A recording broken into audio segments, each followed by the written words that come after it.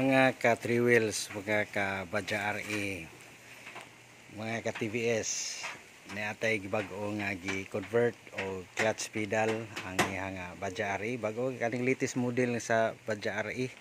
Mao ni siya. Nahuman na nato og taod, wala lang nato mapakita ang mga ang pagkakuan ni pagtaod, pero diri ginato na siya gitaoran diri sa ato ang shop dinhi. Okay, so shout out sa tanang mga viewers no nato nga mga taga Luzon, Visayas, Mindanao ug taga sa lain pun nga mga nasod. Okay, shout out ninyo tanan. Kini ato ang na-convert nga clutch pedal taga Mako, Davao de Oro ni siya. Mao ni siya Badja RE. Mao ni ang iyang clutch pedal mga ka 3 wheels. Okay, so humo kaayo siya.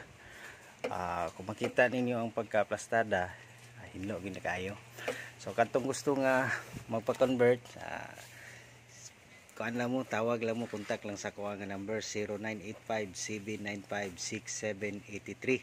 Kaya na po yung gusto nga makaasa daw kung makakontak na pod sa ato ang Facebook, ang ato ang picture dito sa Facebook, kani nga TVS nga kani nga green nga TVS kani siya, Jim D. Guzman ang pangalan dito.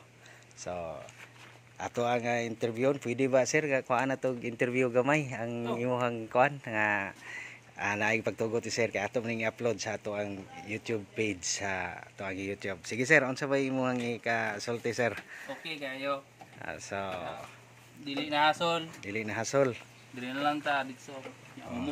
Taga asa kani ka sir? Taga Mako. Taga Mako di sir. Sa shout out sa imong mga kaila sir. Shout out dala sa Mako. Okay mga kaubanan. Sige sir, salamat kaayo sa imong pag tangkilik sa to ang produkto o I hope nga ang bantang mga kaubanan, mga kaila pod maka kuan pod sila, maka pa-convert pod sila katong gusto magpa-convert. Okay, salamat sa Ginoo no. Salamat kay bag-o pag ini nga kanang kuan kana convert nga bago pa nila nakuha nga sa wala pa plaka. Wala pa. Sige sir, salamat kaayo. God bless sa inyo hang biyahe. Kanunay amping gid kanunay. Okay, bye-bye.